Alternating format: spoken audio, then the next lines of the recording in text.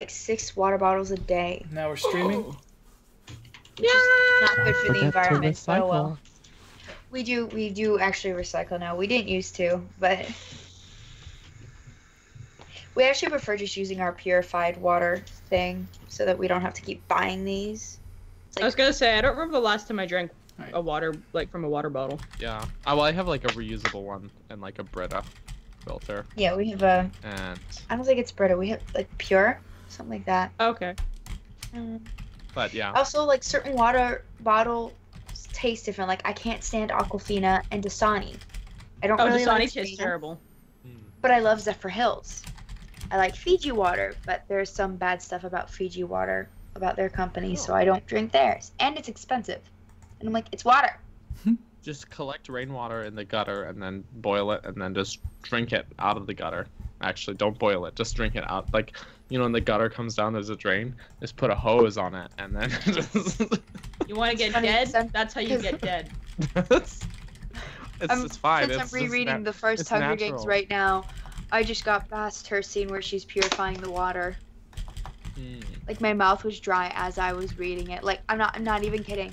Since Hunger Games month has started for me, like literally every time, because I haven't had the chance to read much, every time Peeta says anything, I just go, okay, I'm back. All right. So if everyone, while I'm gonna do the intro, but while I'm doing the Okay. intro, if everyone can like tweet out, saying, "Hey, Oh, yeah. we're live." Blah, blah, All blah. right. On my Alright. non-existent Twitter. Oh yeah, Twitter time. YouTube. All right. So, Yeah, I'll retweet whoever all right. tweets something. Yeah, I'll do that. And again, Stealth. Sorry, took so long. We It's okay. like whenever I was putting together the podcast earlier, I was like, there's literally nothing to talk about. Like there's news, but all the news is stuff that you just mention in 10 seconds and then move on. It's not really anything to discuss about, so I had to think of some stuff. All right, everybody's ready? Yes? Yeah, let's do it. Hello everyone and welcome. I am Jesse, or Game Over Jesse as all of you may know me. Here with us is Chablima, Ilya, Capt Bergerson, and our special guest returning. He's been on the YouTube channel a lot, but I think he's only been on the podcast a couple of times. Welcome, Stealth. Stealth, who are you? Why are you here? Why are you so amazing? I am here because I am a friend of yours, and I am a big Nintendo fan. Yeah. What, if people wanted to follow you or get to know you, what would they have to do? Where would they go? They would have to find my Twitter, which is @stealth and 3 underscores. Oh, what? Or Muted. if you follow me on Twitter, I'm tweeting about him right now as we speak. So, Also, we have a super chat already. yes, that's what I was going to say. Oh, wow. Muted Mike That- just says nothing and gives $1. So thank you, Muted Mike. Thank you, Muted Mike. That guy Mike. Silver, can I be a guest? We bring on friends of the podcast for guests, or if we're interviewing people, like we had the voice actors from Breath of the Wild on. So we don't really bring on random fans, but if you become a friend of ours and just casually talk to us, that's probably the best way. If you think Yes. you're cool. Jesse Join our finally noticed me. Discord. No, no, Talk words with us. So, Or something. sorry for getting off topic, everyone. Kind of waiting on people to come in. There's 11 right now, but there should be more later. 16. This is 16? Mine's a little off. All right. So this is episode 60 of the Hylian Gamescast. Woo! Today we're going to be talking about the canceled disc drive version of Majora's Mask, Zelda Gaiden. The other day we did sort of a history of Zelda Ura, or Ura Zelda, however you want to call it, where we gave absolutely no speculation, no thoughts or anything. We just went straight from interviews that your comments are popping up on the thing, Ilya. I know. That's weird. We're using Skype today. That's why it looks a bit different. So It is a bit different. we went through and only covered the interviews that came directly from Miyamoto and others that worked at Nintendo. A lot of people get ideas of what they wanted Zelda Ura to be, and they make a video and it's like based off half facts and half made up fantasy stuff. So we wanted to clear some confusion, and we just went from like 20 different interviews between Miyamoto and others. And we have a few interviews about Zelda Gaiden that we're going to cover. It won't nearly be as long as that video though. And then we have some interviews from Aonuma about the new 2D Zelda. We're going to speculate a bit about when we think it might be coming out. We have some news about Smash Brothers, and then we're going to go discuss our top 5 worst and top 5 favorite Zelda bosses, and then we're going to end with some questions for you guys. Hopefully we can get through all of this in less than an hour and a half or so, if we don't get off topic. All right. And you know we will. That face that I just had, I was like an hour and a half. Wow. Yeah, so Wow, we have ambitious.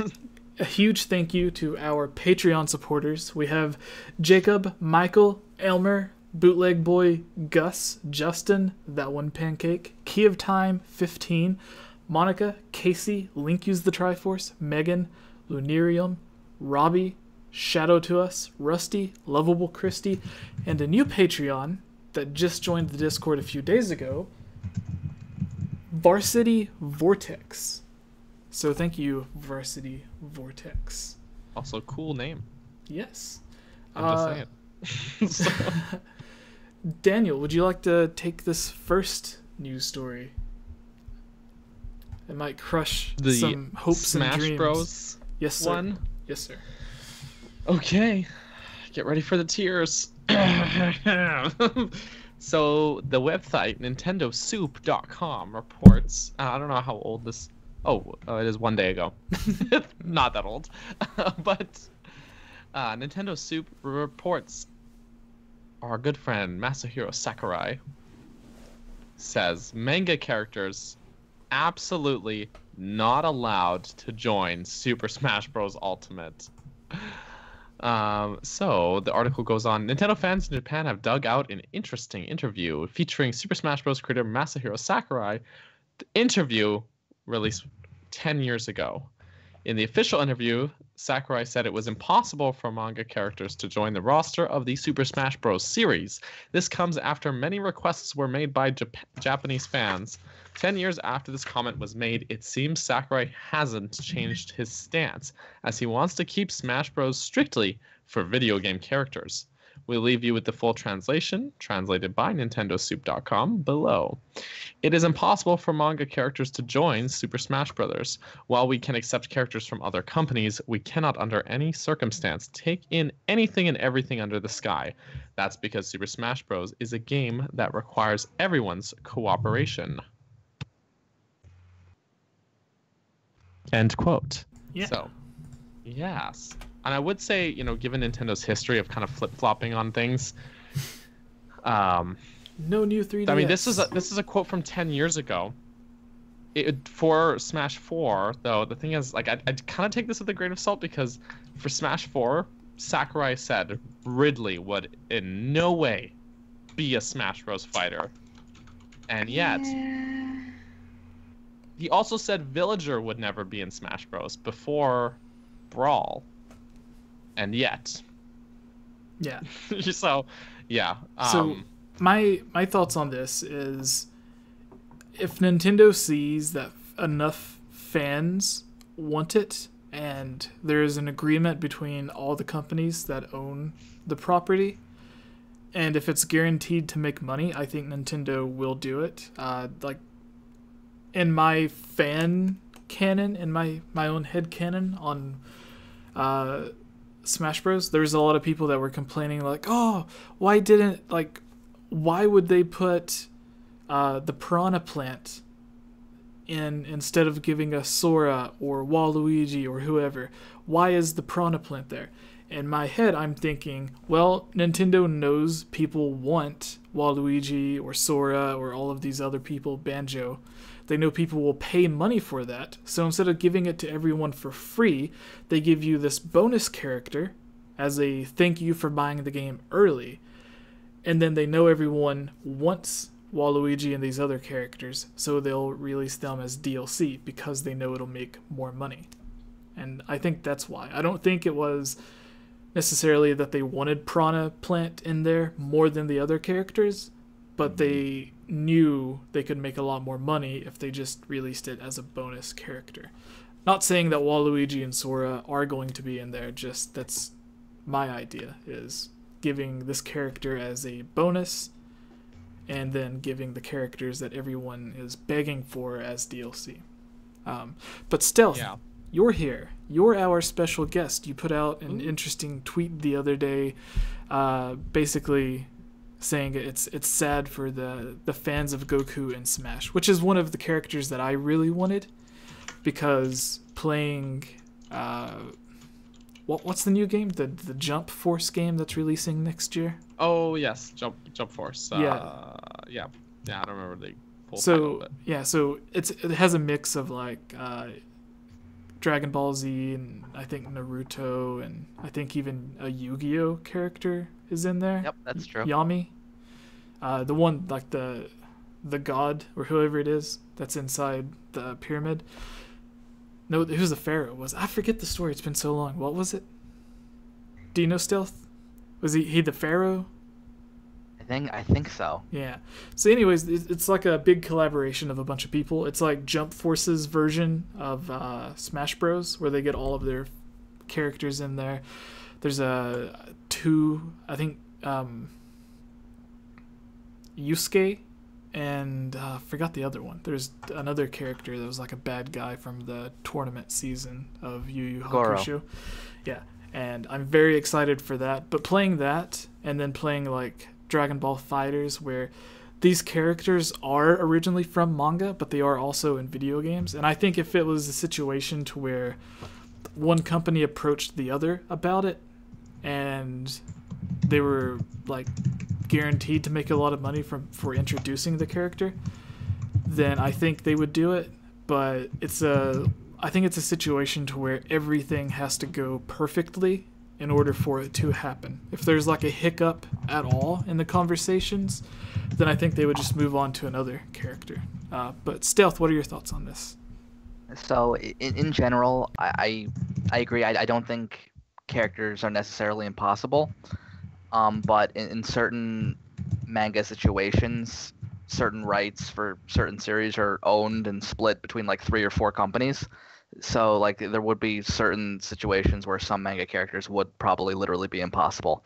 But really the one that everyone wants is Goku, and I'm not sure where the rights of Dragon Ball sit now. I assume if Sakurai wanted to do it, he could do it. I just think it's more of a situation where he doesn't want to do it versus it's actually impossible. Yeah.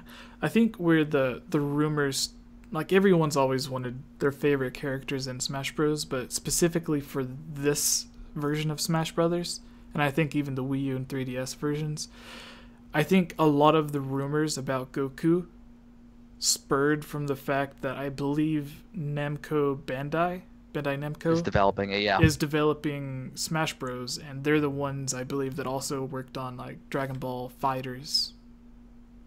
Yeah, so Namco owns the video game rights to Dragon Ball. Yeah, and they don't own the manga rights. Yeah, so and where Namco is making these Dragon Ball Z games, and one of their teams is also helping Nintendo with this game. I think that's where a lot of people started saying it, because I think that was also why Pac-Man showed up in Smash Bros. Yeah, because that's a Namco owned character. Yeah, and where Namco was helping develop the game, they put some of their own characters in there as well, so people think that's why Goku might have a really good chance.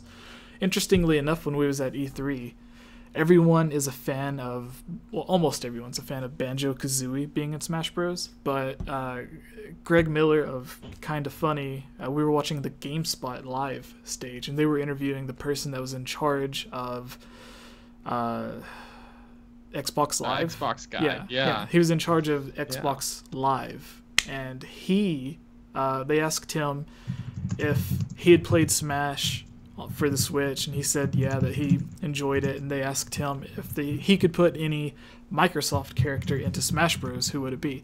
Everyone thought the obvious answer is Banjo, because that, it makes sense. Banjo was on the Nintendo platforms first, but he said that he would like to see Master Chief represent Xbox if he were to be put in Smash Brothers. And then they went on to talk about the other partnerships between Nintendo, where they have a Microsoft game, Minecraft themed Nintendo 3DS. So you have a Nintendo console that's a limited edition version of an Xbox first party game.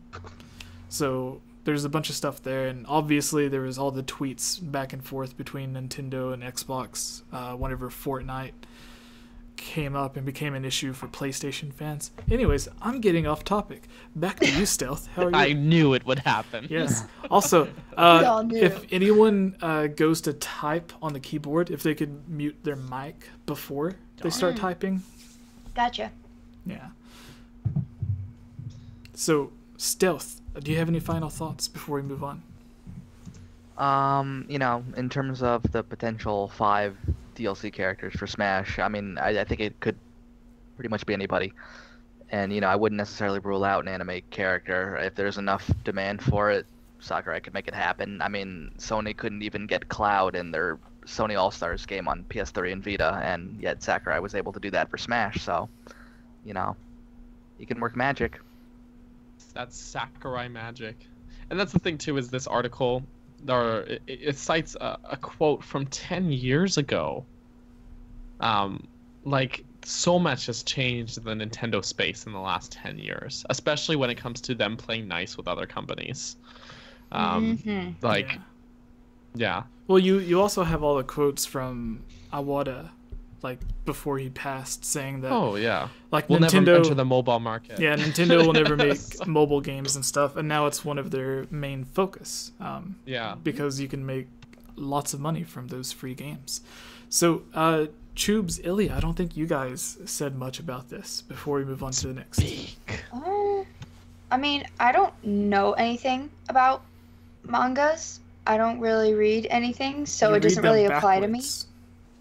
Well, I know that, but I've never gotten into mangas. If I did, it would be Zelda mangas, so I don't really have anything to say on this because it doesn't apply to me. So breaking the fourth wall a bit, having no manga characters, period, being in Smash Bros, almost every Zelda game has its own manga. So that's an interesting thing. True. So, Tubes. Although in that case, it's a game adapted to manga, not a manga adapted to game. But some of the stories are really good, but then some of them are horrible as well. True. Tubes, you're wearing your shirt that Nintendo gave you, your Christmas sweater. What all is on it? I love the Power Moon on there. This is my Nintendo Christmas sweater. Yeah, do they force you to wear those? It's really something.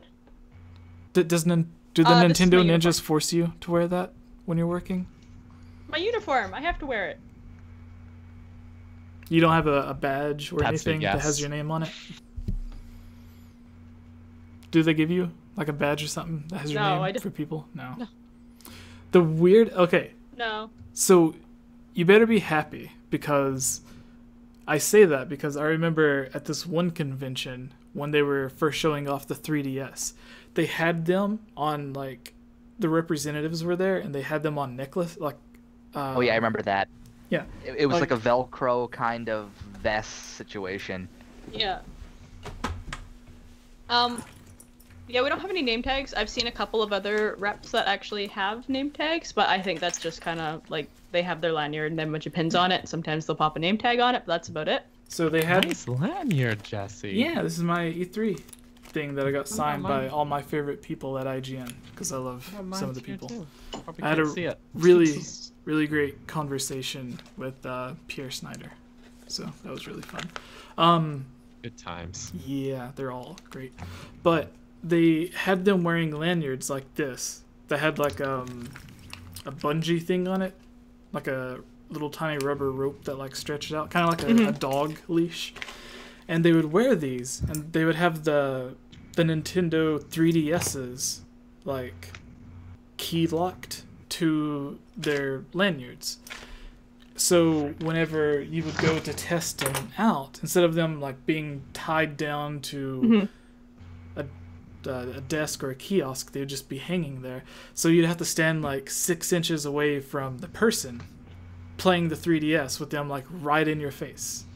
Yeah, because I think they were pretty close to being finished units, so they didn't want someone to like run away with one, which would be bad. I was gonna say, even at events, depending on the event, we always have consoles tethered, so they're locked up. People are not able to take them. And if we are out on the floor physically demoing them, we actually have a backpack, and they're tethered to the backpack, so people can't steal it because it's locked to us.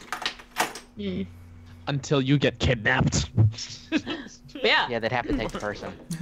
Back on topic, about manga characters in Smash, there are lots of other games out there that cater to having manga characters in Smash. I don't know why they would want them in Smash, because it's very... Oh, that's disturbing. Yeah, it's... This is the Zelda sequel I was looking for. Ew. Yeah, but no, don't put manga characters in Smash. I mean, if anyone makes it in, it would have to be Jotaro, because, you know, I'm a big JoJo's fan, and he's the buffest of them all. Why did it show? It just showed my message again randomly, and I was really confused. Scary. Yeah. Like, my chat message, like, it just flashed it on my screen again. I'm like, I said that, like, 10 minutes ago. Which one? 64? Yeah. So I think we can move on to the next. Yeah. Okay. Ah. All right. So what's the time? 22. Okay. 22. Yeah. Can you write that down, Daniel, somewhere? 22. 22. Sure. Let me grab that little thing to write time things. code. No, I meant like There. on the computer or something. It just makes it Oh easier yeah, I for guess editing. I could do that. I have a computer right in front. Yeah. Okay. So 22 minutes right. in the Skype. we're ready to do this next one. Stealth, I apologize for the very unprofessional podcast, but that's just how we are. Somehow it managed to get us 70,000 subscribers. I have no idea why. So, hello everyone and welcome to the Hylian Gamescast. Today we're going to be talking about the new Detective Pikachu movie. We're all going to be giving our thoughts, but there was a cool little write-up from IGN written by Colin Stevens that I wanted to go over that gives a bit more details than we would probably do. So IGN says, every Pokemon in the first Detective Pikachu trailer. It starts off, the first Detective Pikachu trailer is finally here. With it comes nearly 24 Pokemon rendered as realistically as possible. Some were clear, but many were hidden. In a blink, you'll miss it fashion. Featured Pokemon include Jigglypuff, Braviary, I don't know how to pronounce that, I apologize, Joltik, Pancham, a terrifying Mr. Mime, and more. Check out the slideshow below. So on the edited version, we will have the pictures of the Pokemon up here for you to look at.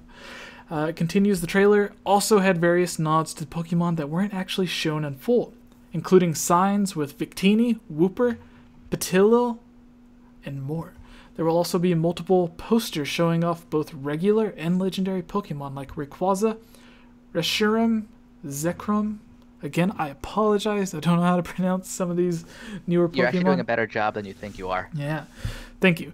In addition to the trailer itself, an official poster for Detective Pikachu was revealed on Twitter, and it's chock full of its own Poke references. Looking closely, there's a Unova-style pizza sign calling back to the Unova region in Gen 5, being analogous, I hope, to New York. So instead of just saying that I apologize for mispronouncing them, we're just going to move on and anticipate that I just mispronounce everything. So I apologize beforehand, and we're just going to keep going, even if I mispronounce it. So, Calling back to the Unova region in Gen 5 being analogous to New York. The Hi-Hat Cafe from the Detective Pikachu game. Signs for Moo Moo Milk, berry juice, rare candy, and more. More cool details which can be discovered on the movie's official website, including the purple M2 graffiti on the dumpster, referencing the legendary Mewtwo. A camera sign with the word Snap, calling back to the Nintendo 64 classic Pokemon Snap. A Pokemon daycare, neon signs depicting Pokemon such as Loudred, references to in-game items like Repel, a sign for J-Puff, Jigglypuff Records, and an Eevee salon, possibly alluding to upcoming customization options in Pokemon Let's Go Eevee. For more on Detective Pikachu, check out why the first live-action Pokemon movie features Detective Pikachu instead of Ash Ketchum, and the reveal of the Pokemon's official logo. Detective Pikachu hits theaters in summer 2019. So, we're going to go to Stealth's thoughts first on this, but I want to say I absolutely enjoyed this. I enjoyed it so much that when I went to my dad's apartment earlier, I made him watch it, even though he's not a fan of Pokemon. And he, as a grown adult who has never really watched Pokemon, aside from taking me to watch Pokemon the movie when I was like 10, said it was really interesting, and he would like to see it. So, Stealth, what are your thoughts on this? Yeah, I think like everyone else, I was really shocked at how much I liked it. Really because it's not trying to be, Pokemon, the live action game adaptation or, the anime that everyone expects. It's kind of doing its own thing, which I appreciate. And, it's kind of has a grittier tone than the anime, and yeah, so I really liked it. I know some people have problems with how some of the Pokemon look in the trailer, but I don't really care so much about that. It just looks like it's gonna be a lot of fun. Yeah, the really cool thing for me is it's not like I thought the first live action Pokemon movie would just be like what they're doing with Pokemon Let's Go Pikachu, Let's Go Eevee. It's just like a retelling of the original with better graphics. I thought the live action movie would just be that, kind of maybe like the first Pokemon movie, but just live action and the plot changed a bit. Where he gets Pikachu or whatever for the first time, then he goes on to start his adventure. Maybe he comes across Mewtwo or whatever, who knows. But I thought it'd be something like that, and with this, like, it's not even necessarily following the story of the video game, which makes me wonder. A lot of people say that there aren't really great, like, live-action movies based off of video games. They always seem to stumble and fall. Infamously, Super Mario Bros., the movie, I think started the tradition of bad video game movies. But if this is a successful movie, could you count this as a video game movie? Or would it just be a Pokemon movie on its own? Because there's a Detective Pikachu game, so yeah. Yeah, but it's like, True. It's a different story, different... I think it's a different Pikachu as well. It's loosely based on the same thing. Loosely, but it's still the same concept. Still Detective Pikachu. And like in my head, I think Ilya will agree with me here. This is kind of like what we've talked about with the Zelda movie thing. Mm-hmm. It's like they're not directly adapting something that already exists. They're kind of making a new story out of it. Because that would only end a disaster. Yeah, so. No, totally. And the thing is, like, because they have a lot more freedom because they're not tied to adapting something. Because if they adapt something and they have to change details, people are going to be mad about it. If they adapt something too close to it, people are going to be mad about that. There's no creative freedom there with them coming out with something completely different and new. It looks like a lot of fun, honestly. The trailer made me laugh. And it's like the majority of movies these days that are not superhero movies, I'm very disenchanted by, to be completely honest. So the fact this is I'm going to bring the picture over to let everyone watch. So keep talking and I'm just going to go through the pictures. Sure. Sorry to interrupt you. Yeah, but like other than like Marvel movies and Star Wars, this is the first movie in a long time where I've seen this trailer and I'm like, damn, I want to go see that. So yeah. I'm excited for it. And Jesse, you mentioned how people have issue with how some of the Pokemon look, but or Stealth Jigglypuff. Yeah, I think like some of them are a little too fuzzy. Maybe I don't know why Charizard looked fuzzy. That one was really That one weird. looked weird to me, but otherwise, like, I kind of wish they'd maybe not had like the big anime eyes for some of them. But honestly, otherwise, like, they still look really great, and it's not going to look the exact same as in an anime because it's live action, and they're going to have to do a different animation style. So, yeah, I think this will be really great for Nintendo as well, since it's not Nintendo owned, but it's, you know, everyone connects Pokemon to Nintendo. So I think this is like, if this does really well, and then Nintendo's Mario animated movie does really well, I think that would be like, that would give them more of a push to explore like maybe like a Metroid animated movie or something like the rumored Zelda TV series. Like, I think it would be enough for them to, like, if they're on the fence of doing it or not, it would be enough to push them to be like, okay, well, we can really get behind this because we know this is going to be successful. And looking on Twitter, I'm not really... Okay, I was going to say I haven't seen anyone being negative about this movie, but I unfollowed everyone on Twitter, so I haven't really seen anything.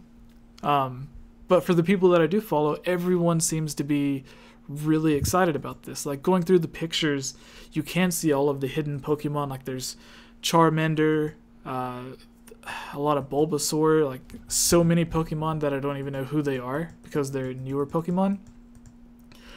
But there seems to be like the Pokemon battle between like Charizard and Pikachu gets involved with it. He seems to meet up with a trainer. I think that's supposed to be like loosely based off of Misty. Because like she has like sort of the same hair and like the blue eyes, and she has the Psyduck that's always with her. So I think maybe that's supposed to be loosely based off of her. I'm not really sure, but yeah, and then like the scene with Mr. Mime was hilarious. There's the Grey Ninjas attacking everyone. The Jigglypuff on the counter. Yeah. I don't know what's going on there, but it seems like she or he, I don't really know what the Jigglypuff is, but he sang or she sang the person to sleep, and the look on her face, she looks like a mean Jigglypuff, so maybe like she put him to sleep so she could rob him or something. Probably. And there's on the sign behind it, there's like a Machamp Primeape fight that they're teasing, saying coming next week. I think it looks like a fight poster, like a boxing thing. Ryan Reynolds as Pikachu is amazing because he's basically playing like a mix between Van Wilder and Deadpool, but like a PG version for Pokemon. I absolutely love this. I posted, I think it's going to be one of my favorite movies next year, unless the Mario movie comes out and it's like super amazing. Yeah, or Spider-Man Far From Home, maybe those three. Spider-Man. So this Pokemon movie, Spider-Man, or if the Mario movie. I have no idea when the Mario movie's coming out, so if it drops and it's really good, then yeah, because we haven't really seen a Nintendo movie produced from the ground up by Nintendo. Like before, it's like they just gave them the rights and they did whatever. There's the interview where the one director, whoever it was, said that he wrote the script for the Mario movie based off of playing like the first level of the first game for like 10 minutes. That Mario movie like changed directors like 3 times as well, partway through production. And like, it was a mess. The guy that played Mario didn't even know it was a video game. So, oh my gosh, the video game historian, I can't think of his name, but he has a really good Norman documentary. Caruso. Yeah, actually, I tried getting him on the podcast for an interview. Really? Yeah, but he's just like, I'm sorry, I'm just really busy, and I'm like, Anyways, Stealth. That would be hi. bomb though.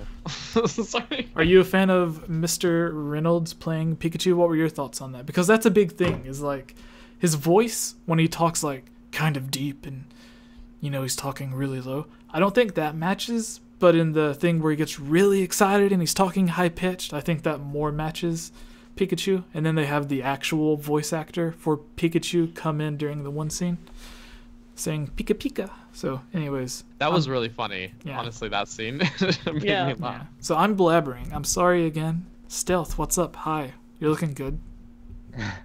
Yeah, it was hard for me not to hear Deadpool when he was talking, but I think he'll grow on me as Pikachu. All right, Tubes, what were your thoughts? So, you were talking about all the people that on your Twitter had very positive things to say about it. Yeah, I think I was the only person on Twitter today that said that I wasn't excited about the Pokemon. Well, like, I am excited about the Pokemon movie.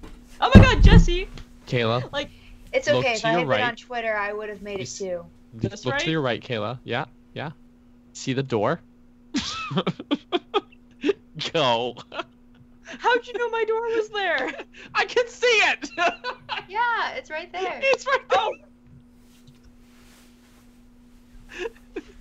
I also assume your Okay. shoes are not like just in the middle of your house. This is true. Okay, With your so, shoe rack, I have the same shoe rack. Hi. Hi. The Hi Jesse, welcome Only- back. The only thing that I don't like, I'm excited. I think it's gonna be a lot of fun, and of course I'm gonna go see it because like I need to support this movie. If I support this movie, there's a very real chance that we might get a Zelda movie someday. So that's my mindset about it. But for me, it's like the minute you hear Pikachu talking, it's Deadpool. It's Ryan Reynolds, and for me that really shattered the illusion of it. Like his attitude and the way that he talks. I just wasn't that big of a fan of it, but I'm sure that he'll grow on me. See, I'm about to get everyone on the internet to hate me. I'm not a fan of Deadpool. And so I've never seen it. I never watched the Deadpool movies, either one of them. So for me, when I watch the trailer, I'm not like, that's Deadpool. You know, like I don't get stuck in that mindset. So it doesn't dampen the experience for me, I guess. I but- think that's a good thing for you. Like, I think that if I had gone into this not watching Deadpool, like, I would have liked this experience a lot more. But for me, after just watching, like, Deadpool 2, it's kind of... Like, I love Ryan Reynolds. I have to because I'm from Vancouver. He's from Vancouver. Yeah, Van City Reynolds. He's literally, like, the best-looking guy ever. Like, I have to support him. But it's just him as Pikachu. I don't know. I gotta wait till I see it in theaters. And it's really funny because Detective Pikachu, I actually heard about it, like, way before it even got announced. Because, like, a friend of mine... She works in visual effects down here, and she was telling me that they had started working on Detective Pikachu. I didn't know it wasn't a thing. I thought this movie got released like a year ago. But yeah. Game did, I think. I don't know. Is this... I never played the game either. I just bought the amiibo because I thought it's hilarious. He's like... Yeah, and then before the official amiibo came out, our friend who's on like the second episode of the podcast, Gonda Chris, she made her own Detective Pikachu. And Yeah, I then thought I saw that. I remember her tweet whenever Nintendo released the official Detective Pikachu, and she was like, all my hard work. So Dang it. yeah. But now she made a Deadpool Pikachu. Yeah, I guess as kind of a nod to Ryan Reynolds being Detective Pikachu. So there was something that I was going to mention. Like whenever Chube stopped talking and you started talking. Like I raised my finger up because I had an idea, but now I forgot. And it sucks. Oh yeah. Okay, so we know the English version has Ryan Reynolds. And then whenever other people hear Pikachu, they just hear Pika Pika, the original voice actor from the games and the anime. Yeah. So with the Japanese version, do you think they would get a different... Like, is there a Japanese trailer of this out? Because I wonder if they would get the actual Pikachu voice actress to voice Pikachu. That way, when you heard Pikachu, it sounds like Pikachu, but then when Pikachu talks, it's still the same voice. Like, it wouldn't do that thing to where... Like you hear... I think that was the joke, though, was that because what he was hearing was so different from what everyone else was hearing. He's hearing this Yeah, and it would Ryan be the Reynolds same voice. if he Yeah. did And the then- actual voice actress. Yeah. And then it almost sounds like he's faking it then if Pikachu is just suddenly like, Pika Pika, you know? Yeah. So do you as think... opposed to it just being actually that they can't understand him the way that was the character's name, Tim? Could? I don't know. I want to say Tim, but I don't know. So do you think I feel that- like it would lose the comedic effect if you have the same voice actor. So you think the Japanese voice actor Yeah, they would need be... like a deep voiced Japanese man. Because everyone wanted, who was it? Whenever it was first announced, they wanted the Danny one actor. DeVito. Yeah. Which I thought was weird. Like, I thought, like, maybe I that like would Gilbert fit Gottfried. for, like, a comedic effect. But then after hearing Ryan Reynolds, I just think it's perfect for me. Yeah. Like, that voice. But I'm just a big fan of Ryan Reynolds. Like, even him playing in the Green Lantern movie, I thought that was okay. It was weird what they did with the ending and, like, the giant CG cloud. That was weird, but... Like altogether, I thought it was kind of good. Like, there was a really funny part in it whenever he's getting out of bed. I don't know if it was something that he came up with on the spot or if it was one of the writers on the movie. But whenever the movie first starts and he's, like, getting ready to go to work and there's the girl still in his bed and he's like, oh, if you need anything, there's water on tap. So basically, like, he doesn't have anything. He just says, like, get water from the sink. I just thought it was really funny. But anyways, Ilya, have you given your thoughts? Go. No. You go. Tell us. Well, let me say the couple positive things that I will give it. Mm-hmm. I thought Pikachu looked adorable. What about all And the fur? I like the fur for Pikachu because it's a mouse type.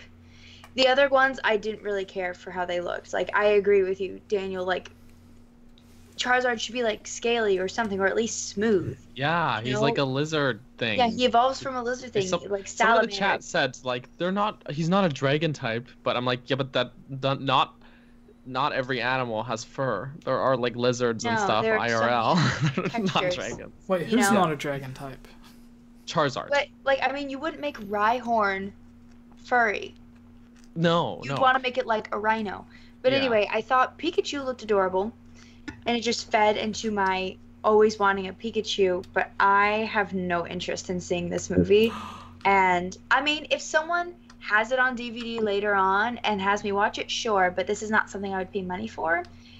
And the other positive thing. The other positive thing is I respect what they're doing, and I definitely think that if they're going to make a live-action movie, it shouldn't be Ash, and it shouldn't be the typical gang, and it would make sense not to have, like, a high-pitched Pikachu sound, but it's not something I'm interested in. I love Ryan Reynolds, even though I've literally seen him in 2 movies, Green Lantern, which I didn't like, and The Proposal, which I loved. And I'm sure he's hilarious as Deadpool, because Ryan Reynolds is hilarious, but what I think about when I think Pokemon is I think of the anime and I think of the cutesy games, and I look at this movie and I'm like, this is terrible. Like, I understand why other people will like it, but it's not my thing. And I'm looking at it like, you know, and this sounds terrible, but I'm actually the opposite of Kayla. I wouldn't see it so they wouldn't give me a Zelda movie, because I don't want there to be a Zelda movie. Because I just feel like no matter what, it'll be ruined. But again, it's that I totally understand where everyone else is coming from. I'm like, I'm not wasting my money on this. Like, I'd rather go get my tooth pulled. Like, it's not something I'm interested in. I would rather watch the anime. Because I think Pokemon and I think cutesy, and this isn't time to that. start pulling teeth. No. Like, if there's a movie I'm excited for, it's Crimes of Grindelwald next Friday, you know? I probably won't see the Mario movie. I hate Illumination. I have never liked their movies. I'm just terrible. I know. Okay. I know it's terrible, but I watched the trailer and I was like, well, that was a waste of 1-2 minutes. And I left. I love Ilya. I'm so glad we have her on the channel. I'm sorry. I'm really sorry. No, Ilya, don't be sorry. I was so worried. Having an opinion. I had this opinion and I was like, oh my gosh, everyone's gonna hate me. And then Ilya comes in with a worse opinion than me, and I'm like, dang.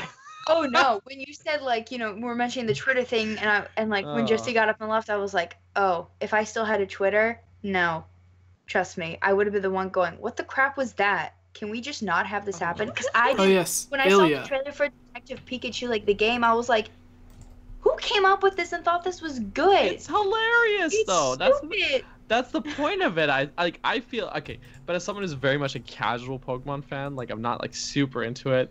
I just look at this from like an outside point of view, and I'm like, this is hilarious. Like, someone came up with this, and they were like, okay, let's do it.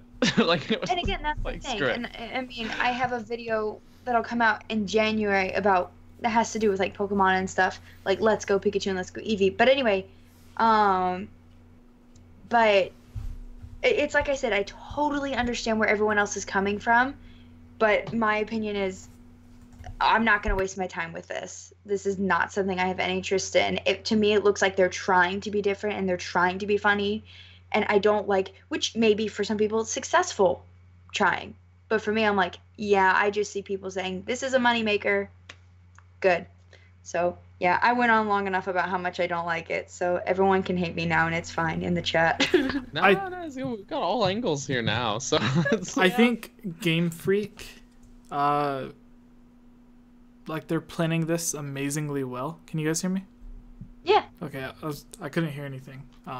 Anyways, so I think Game Freak's doing amazingly well because they have, their Pokemon. They're coming out with most people's first introduction into Pokemon. They're coming out with like a remake of it that's simplified for more people.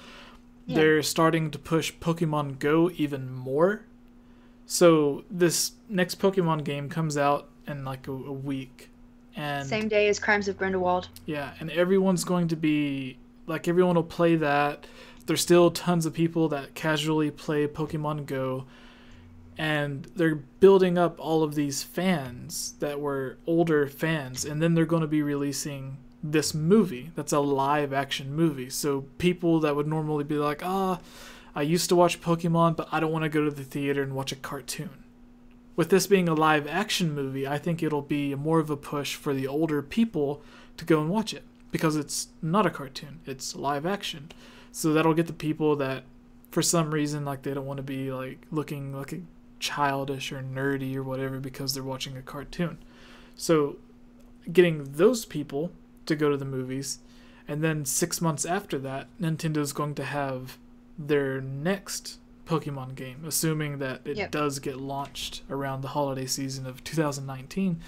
I think it's a perfect push to bring back all of these casual people, and then that'll give the Nintendo Switch and Pokemon, whatever it's called, the next generation Pokemon game, I think that'll give it like a huge push.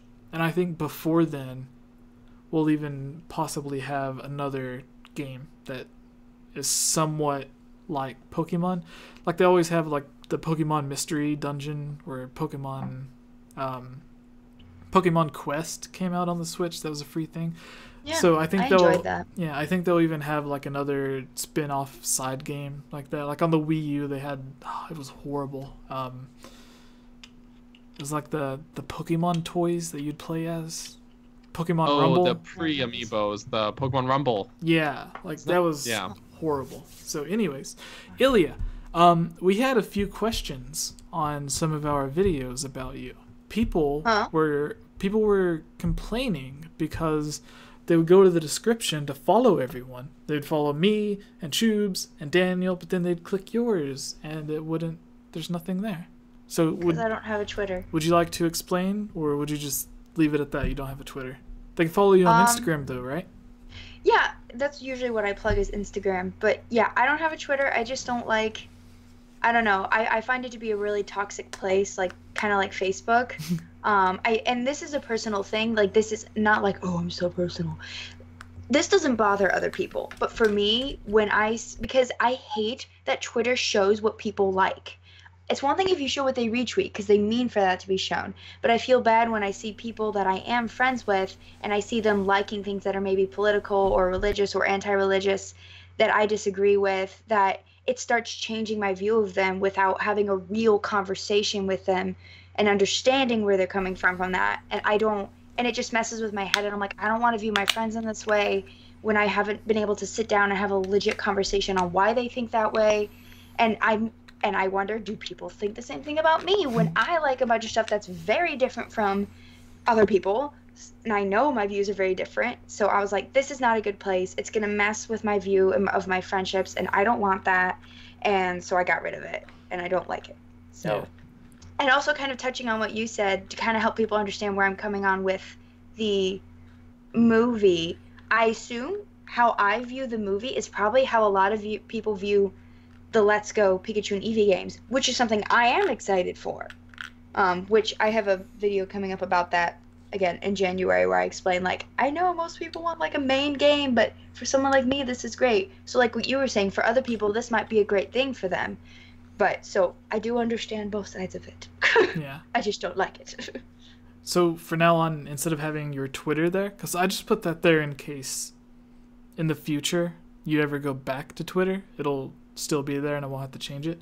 But I can just put your Instagram so people could follow you on there. Because that's where you also promote your videos? Uh-huh. Yeah. Yep. You can just follow Ilya on YouTube. Just search her. Yeah. Just search Ilya Rose. It's not her channel name, but you'll find her if you I just need to search do No, Ilya it Rose. actually is my channel name. Oh, is it? I thought it was I Geek tried Apprentice. changing it to Geek Apprentice and it got too confusing. I was like, everyone knows me at Ilya Rose. I still call myself the Geek Apprentice, but if you type in Ilya Rose, that's what it'll say. Yeah. Good thing I put both of those things in the intro that I made for you. Actually, Well, I earlier wanted both, yeah. Earlier today, someone commented on a video, or maybe it was yesterday, asking, where's Daniel's YouTube? So, under the Twitter links, maybe I should put everyone's YouTube or Twitch links. I should really remember to promote my YouTube every now and then. Yeah. But, I mean, you guys see me in the chat at NSHG Films. I haven't posted anything on my own channel in... You have a really good Metroid video, a though. while, but the videos I did make, I'm very proud of. I want to buy the really Metroid happy video with from them. you, so I can put it on my channel. Buy it. From Give me? you like $50 to use the video. Oh, that's all it's worth, huh? No, I'm kidding. I'm kidding. Well, to make But back there's the some other projects on there as well. It's not all gaming related as well. So, anyways, we can promote our stuff later. Yeah. Since we're on it, before we move to the next one, Stealth, you just have Twitter. Like you talk about a lot of gaming stuff on Twitter. You don't have YouTube or Twitch or anything, do you?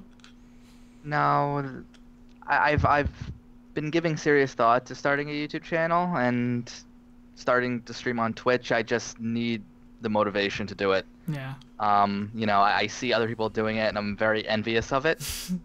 But yeah, because I agree, Twitter can be very toxic. So I've been wanting to branch out just a little bit. All right. That's part of why I want to start a Twitch, because I would love to have, like, talk with people, even though I suck at video games. I was People gonna say, watching me that's- playing video games? That sounds amazing. That's entirely the reason why I have a Twitch, because I don't like Twitter, I don't like Facebook, I don't really care for Instagram, like I'm never on it. So Twitch for me is like that, like I know I have kind of like a niche group of people that actually really like to like hang out with me or like get to know me. So I have my Twitch streams and I hang out and I play video games for multiple hours, and I don't know, like I know a couple people in chat were probably just there for my stream that I did. I was on for 4 hours and I was basically talking to the chat the entire time. Like I got my butt kicked in Ocarina of Time because I was busy talking to people.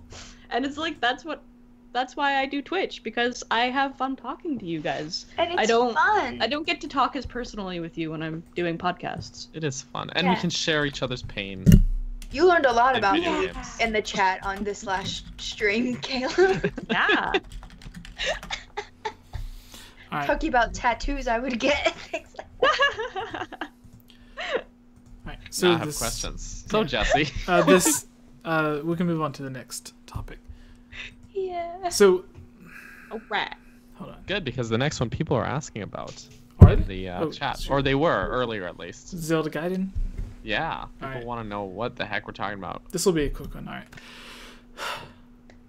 Also, Stealth, I want to ask you. I kind of know why, but for everyone else, this is really a thing we should be asking at the end. But you have a lot of like really dedicated followers on Twitter. That like if you did make a YouTube or Twitch, like we were talking about a minute ago, you would instantly have like, I would say like hundreds of people that would subscribe like that first day before you even put up a video. How did you get all of these like dedicated followers? That's a very good question that I ask myself quite often. Honestly, I just went on other people's podcasts and kind of got known that way. I started with smaller podcasts, then I went on a bunch with, over 100,000 average listeners. So I just kind of did other videos. Did a lot of YouTube like guest spots, and that's honestly really how I became known. And then I just tweet things, and people seem to like it or not like it, as the case may be. I don't even know how I started following you. It was just like maybe you had said something about either. Zelda, and then I followed you, or maybe you followed me and then I followed back. I don't know. Anyways, glad we became friends because you post a lot of cool stuff. Yes, yeah. That I'm very thankful for. Yeah, and I wouldn't call you... So, like, a lot of people like to use the term industry insider or whatever. No. Yeah, I wouldn't call you that, but you are knowledgeable about games and stuff, like JRPGs especially. Yeah, I know people who are insiders, and that's a distinction that I always make, that for certain things they can't say, I'm more than happy to be a mouthpiece on certain things, but yeah, I make it clear that I am not an insider myself. Yeah. Anyways, you should totally make the YouTube or Twitch channel. And I'd check it out for sure. Yeah. Ditto. Especially if you did games that were like reviews or whatever for older JRPGs and stuff, because there's a lot for like Super Nintendo that I would have liked to play, but I was really poor, so I couldn't buy the games when I was little. Anyways, next topic. Everyone ready? And I'm sorry, Chubes and Illy. Usually we have one for like you guys to do, but these are more for me. All right. Anyways, don't worry about it. Clear my phone. All right. Hello everyone and welcome. I am Jesse, or Game Over Jesse as all of you may know me. Here with us is our special guest, Stealth, who is off screen. We have... Can't see him, he's too stealthy. We have Captain Bergerson to my left. We have Ilya right above me, and then Chiblima in the top left above Daniel. So in this video we're going to be talking about the history, or failed history really, of Zelda Gaiden, which is the disc drive version of The Legend of Zelda Majora's Mask. So for a brief history before we get into this is basically like Ura Zelda was planned for the Ocarina of Time or Zelda 64. This was a game developed specifically for the disk drive, which had a lot more memory. It was going to be a 7-day time cycle instead of a 3-day, but the disk drive wasn't selling that well, so they moved it to the Nintendo 64, and then it became the 3-day cycle and Majora's Mask that we know now. But there potentially was going to be a lot more side quests, possibly more dungeons. I don't really know about that, and it was going to be a 7-day time cycle, a full week, as opposed to 3 days. And that actually started from a previous game that wasn't Zelda, where they had the idea of like a cops and robber style game that had like a week schedule, and then they moved it over to Majora's Mask. Anyways, this is an article from a website called N64 Mods Gaiden. I don't know who wrote it, but it's a great article pulling in interviews and stuff talking about Zelda Gaiden, sort of what we did to the Ura video where we hunted down 20-year-old interviews. Anyways, it starts off, Zelda Gaiden and Majora's Mask differences. Let me move my microphone a little bit. Sorry guys. If there weren't technical issues, it wouldn't be the podcast. It says Zelda Gaiden and Majora's Mask differences. Expect more stuff to be added sometime. Maybe. So this seems like an article that the writer was occasionally updating when he came across more information. Starts off, Zelda Gaiden was what the project and name of The Legend of Zelda Majora's Mask was called. I am pretty interested in it, so at this page, I will talk about various differences and my opinion about Zelda Gaiden and its final product, which would be Majora's Mask. Story. The story of Zelda Gaiden. Do you guys know how it's pronounced? Stealth, do you know? Is it Gaiden? I'd say Gaiden. I usually say Gaiden, but I think you can say either. Yeah. I've heard it pronounced either way, but I usually say Tomato, tomato. Gaiden as well. So Exactly. our friends at Hardford Games, they have their podcast Hardford Games Gaiden, which they took the name inspired from Zelda Gaiden, because they talk a lot about canceled games and beta stuff, and they have like 1,000 Nintendo 64 disc drives, blue carts and everything. They're really rare. Anyways, so they pronounce it Gaiden as well. So I'm just going to call it that from now on. If I mispronounce it, people in the comments, they always like to correct you when you say something wrong. know. So spell something. I'm just going to go ahead and say Gaiden for everyone. Anyways, the story of Zelda Gaiden was, even in some earlier stages, probably not going to be much different than that of the final version. Of course, since it first was developed for the Nintendo 64 disk drive, a lot has probably been cut out of the game, but there is nothing such that we know about to date, except that the game would have progressed in real time and set over a week rather than 3 days. According to IGN's old previews of Zelda Gaiden, it seems like some differences in the intro, for example, where the Skull Kid was named Stall Kid. May have just been a mistype by them, though. And I believe the Stall Kid comes from the Stall Childs, right? Yeah. That's what they're called in Ocarina of Time? I think that was a mistype because Skull Kid was already Skull Kid in Ocarina of Time. Right. And not new, not a new character from Majora's Mask. So. All right. It continues, yeah. and that this Stall Kid tells Link he has stolen Epona rather than doing it right in front of him. That may be false, since the trailer of Zelda Gaiden shows the cutscene from the final game. The biggest differences is probably that Navi was in the game instead of Tattle, as shown in some screenshots. This may just have been a placeholder, though. According to IGN, again, there was also going to be a dark version of Navi in Zelda Gaiden. And he keeps referencing IGN. I want to say that at this point in time, IGN was, I think it was called IGN 64, and their main focus was Nintendo 64 games. So I would say like at least 80% of the information coming from IGN would be credible. So it continues. According to IGN again, there is also going to be a dark version of Navi in Zelda Gaiden, which may refer to either Tattle or Tell. I'm not sure why Link would walk around in the Lost Woods if he had Navi with him, though.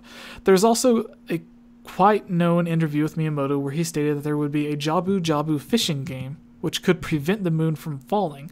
There doesn't seem to be any traces of this left in the game, and to me, it all pretty much seems like BS. Yes, it was said by Miyamoto himself, but it is a fact that he wasn't very involved in the development of Majora's Mask. So that... Quick thought, though. Yes. The Jabu Jabu fishing game was in the 3DS version of Majora's Mask. Yeah, they did want to include fishing, but because it had the 1 year, they took it out. And I think that's why they re-included it into Majora's Mask 3D.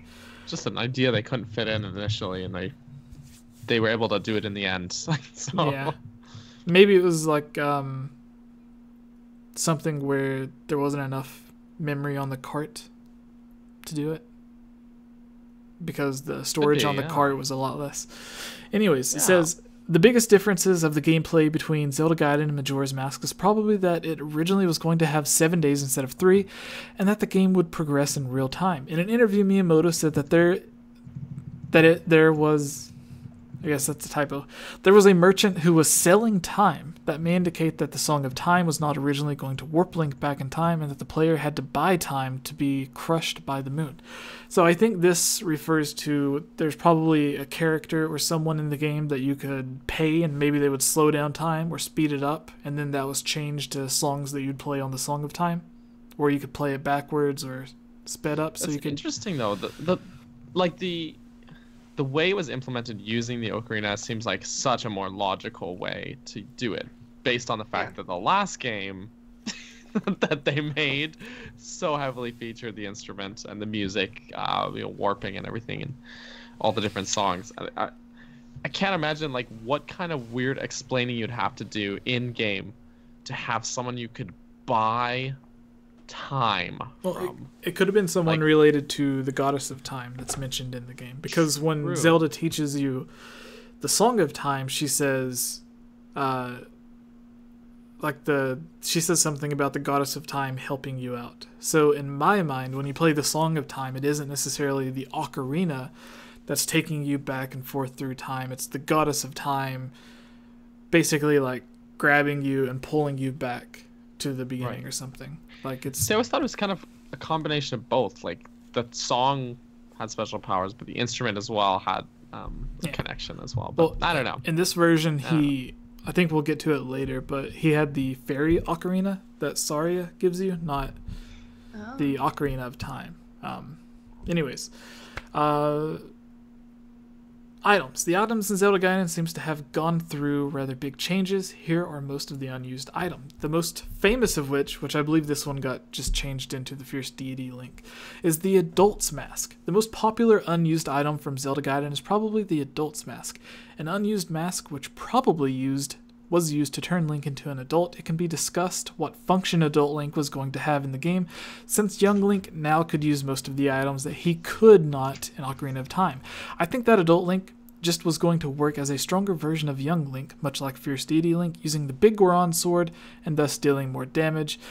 This is kind of getting into his speculation, but continuing, I think so mostly due to the fact that the model of Big Goron sword is still in the game. It is probably a leftover from Ocarina of Time though, and that all the transformations of Link was and is using an item or function which young Link could not use. And then Adult Link would probably also have used another weapon or something.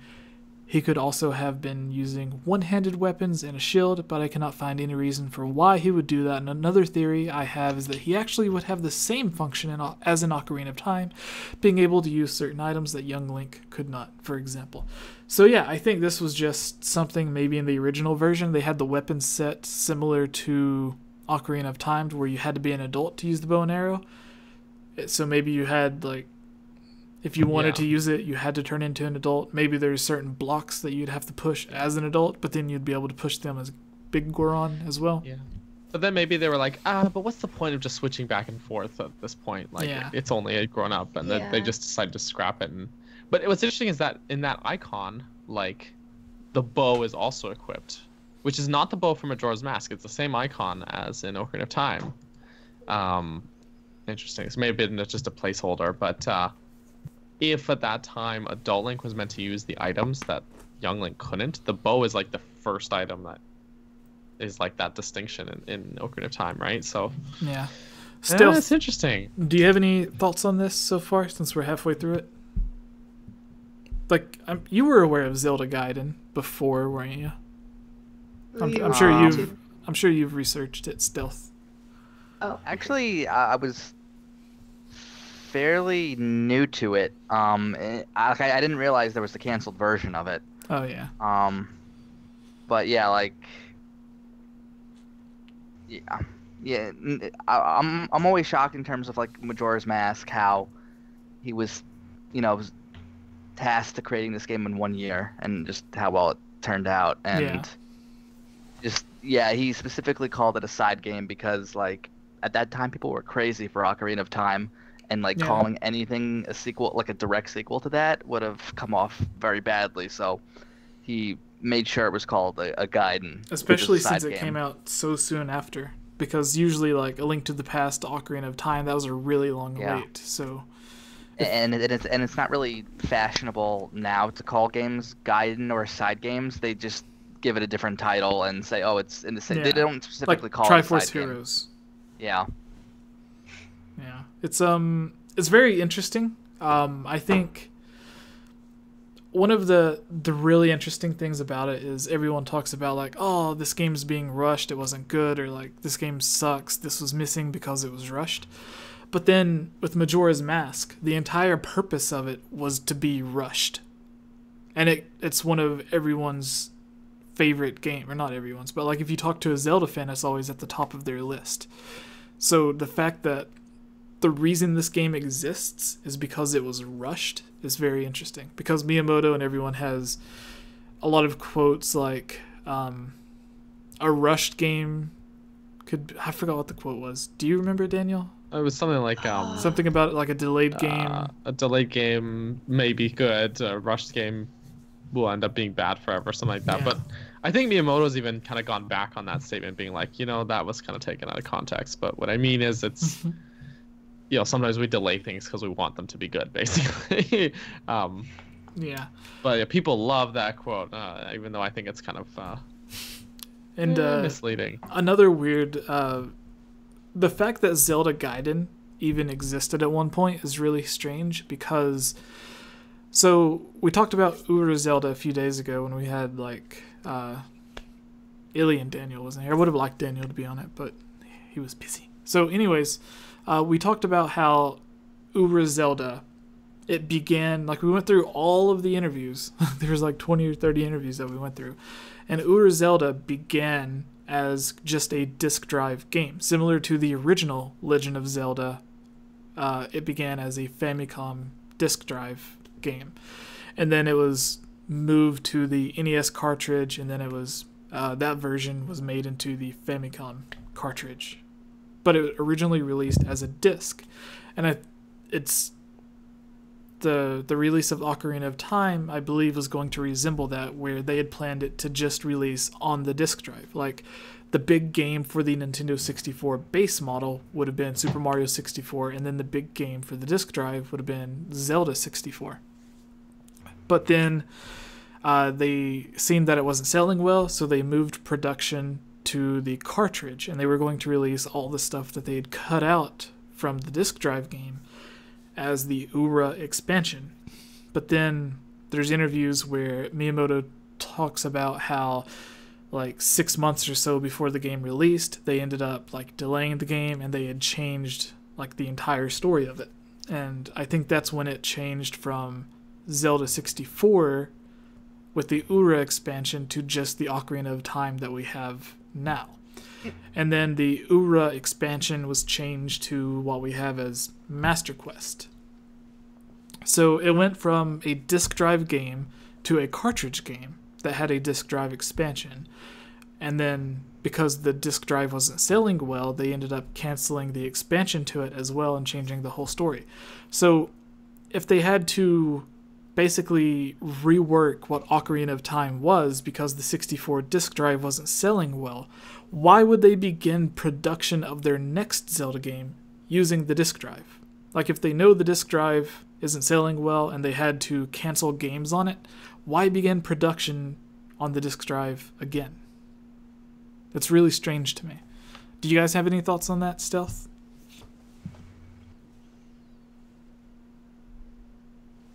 Stealth? He snuck away. Oh, all right. He's too. Oh, he said his audio cut out. All right, Daniel. I mean, it's weird. I guess maybe they were holding out hope, but I don't know. I don't have a rational explanation. I can never rationalize anything Nintendo does. To be honest, I don't know, man. They may have just been holding out hope that, like, okay, it hasn't caught on now, but this Zelda game was so great, and if people want another one, maybe if we put it on the disc drive, people will buy it. Yeah. Or maybe they hadn't. I don't know. Maybe they just wanted to try it, but then it just didn't pan out. They're like, I don't know, man. I got nothing. All right. Well, this we've got a part coming up that sort of connects to Hyrule Warriors, which is really cool. So this next one, there's a lot of stuff in there, but it's just small things like items and stuff that was changed. But this says Fairy Ocarina. This is what I was explaining earlier about the Ocarina of Time. It says, in Majora's Mask, Link was apparently originally going to use the Fairy Ocarina instead of the Ocarina of Time, as seen in the many screenshots. I don't know why he would want to use the crappy Fairy Ocarina instead of Ocarina of Time, since the Fairy Ocarina could not let him warp in time. Yes, he hands over the Ocarina of Time. What doesn't, if you... No, never mind. I was thinking Ocarina of Time, when you turn back to a kid, you can still warp, but he still has the Ocarina of Time. Right, but he does give it back to Zelda at the end of the game, so maybe that's why he just had he still had that one. Maybe he didn't ditch it like we all assumed. Yeah. So he says, yes, he hands over the Ocarina of Time to Zelda in the end of Ocarina of Time, but when he warps back to being a kid, and it does show that cutscene where you learn the Song of Time and Zelda hands it to him and teaches the Song of Time to him. So they do have that scene in there as like, oh, now he has the Ocarina of Time. Anyways, he hands over the Ocarina of Time to Zelda in the end of Ocarina of Time, but then he warps back to being a kid when he still owned the Ocarina of Time. It is also, I think he was warped back before he got like to that first moment where he met Zelda. I think that's where he got warped back to, but that's just me. It is also possible that's the implication. that the fairy ocarina was used while the Ocarina of Time was stolen, and the story had a bit more with retrieving the ocarina from Skull Kid or something like that. Yet another possibility is that the Song of Time originally wasn't even present in Majora's Mask, or at least didn't have the same function. The icon of the fairy ocarina is still left in the final product, but when used, it acts like the Picto Box. That's weird. Yeah, this next part's the final part to his article that connects it to Hyrule Warriors, which is really cool. The Megaton Hammer. This hammer that was used in Ocarina of Time was probably going to be used by Goron Link. As seen in screenshots from earlier stages of Majora's Mask, it was probably replaced by the punching and ground pounding thing that he can do. I think that it would have been cooler to have the Megaton Hammer instead of the things that were used in the final game, but that is just my opinion. So yeah, the Megaton Hammer, when you hit the ground, it shakes the ground a little bit and you can see the force coming. It's basically the same effect as when Goron Link does do the ground pound. And then his punches are strong enough in the game to where it would also resemble, like, instead of using a sword, you're just using the Megaton Hammer to hit. So personally, I think that's a little bit cooler, and they brought back the Goron punching in Twilight Princess whenever you're trying to climb up the mountain, the Gorons come to you. So that's really cool. But yeah, the weird thing to me is just like, why, if they knew the disk drive was failing and that's why they canceled a bunch of games, why would you begin production of a new game using the disk drive when you know that maybe like with Animal Crossing, it began on the disk drive and then they changed it to the cartridge and then they put it on the GameCube as a game. So maybe they were thinking about, we can just develop this for the disk drive and just release it as a GameCube game, maybe? Who knows? Another interesting thing is that the shield, is it the hero shield in Majora's Mask? Yeah. The hero shield, yeah. Yeah. Oh, you're back. Sweet. I'm back. So, so Snuck earlier, back in. I guess I'll go through this and we'll ask you the question that I was trying to ask earlier. But the hero shield is the same shield that Adult Link has in the Space World tech demo from 2000, which I think the tech demo was made before, like, I think it was an interview that said it. It was in one of the Did You Know Gaming things. And, like, most of their facts are right, but sometimes, like, some things don't add up to what the interviews actually said. But they said that the Space World tech demo was made before Majora's Mask. And then That makes sense because they were probably just making it to demo, like, basically just GameCube's graphics, right? Yeah. Yeah. So the hardware, they were like, the GameCube, was it released in 2001? Am I remembering right? I'll look it up really quick. Okay, but they were probably working on it for a long time before its release, of course, right? So they probably developed that sometime while developing the console. September And that would have been 14th, going on 2001. either. Okay, so it was 2001, yeah. So Majora's Mask came out in 2000. So yeah, they probably would develop that probably, maybe not before, but I feel like alongside Majora's Mask then. But like probably around the same time, and they saw that and they're like, okay, that's the new design for Link's Shield in the newest Zelda game, so we'll use that. Yeah. You know? So with the production of Majora's Mask, the reason it was rushed was Nintendo had this new console coming out, the GameCube. And Wind Waker released in 2002, 2003? Was it 2003 in America and 2002 in Japan? Or... Oh, maybe that's it. I keep thinking 2002 though. I'll look it up really quick. I'll check. Okay, you can check too. Yeah. We'll both check. I don't want to get the facts wrong on this. Yeah, so it was 2002 in Japan, 2003 in North America. So, Bingo. Yeah. All right. So Majora's Mask was rushed because there was... we even read it on... It was an Iwata Asks that we read the other day where Iwata is talking to Aonuma, and it was about the Majora's Mask 3D release. And they were also talking a little bit about Ura Zelda and how that some of the stuff was moved over to Majora's Mask and other games.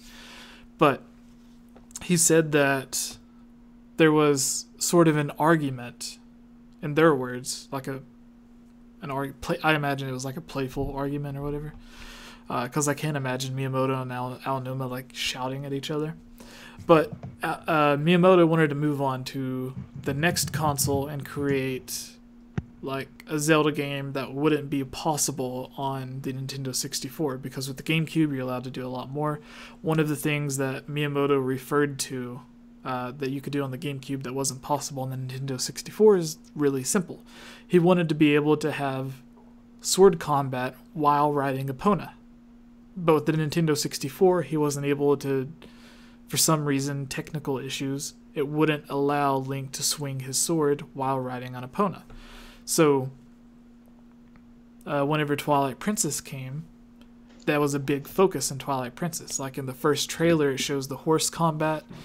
When you fight the King Bulblin, whatever his name was, you have a few battles with him, with sword combat. The main boss, fighting Ganondorf, you have to chase him down, have the sword combat before you have the dueling sword fight. So that was a big focus on the game. So, Miyamoto wanted to just move on so he would be able to do the things that he wanted to do with the game. But Aonuma still wanted to work on the Nintendo 64 and release a game on the Nintendo 64 because they had all of the unused assets and dungeons from Ur Zelda, and he wanted to be able to create something to use those, so they ended up having the agreement that if he could make a new Zelda game within a year, then he could. And that's why Majora's Mask reuses a lot of the same character models as Ocarina of Time. I imagine a lot of the dungeon puzzles that's in Majora's Mask were puzzles and stuff that were cut from Ur Zelda and moved over and changed a bit.